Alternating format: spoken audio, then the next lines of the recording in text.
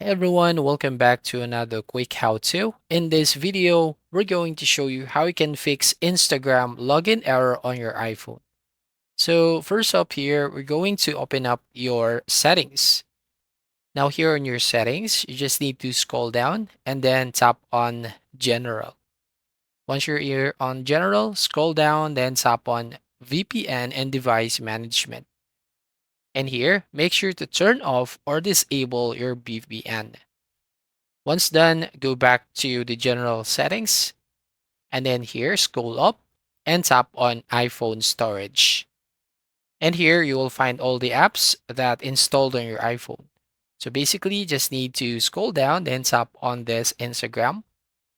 And here, all you need to do is tap on the offload app. So once you offload the app, then you can now reinstall this application. So go back to home screen and then go to App Store.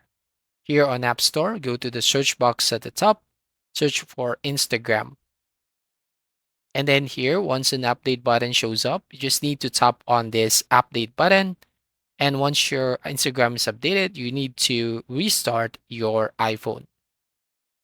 So once you restart your iPhone here, so basically it will fix the issue. But if the problem persists, you just need to check the Instagram server.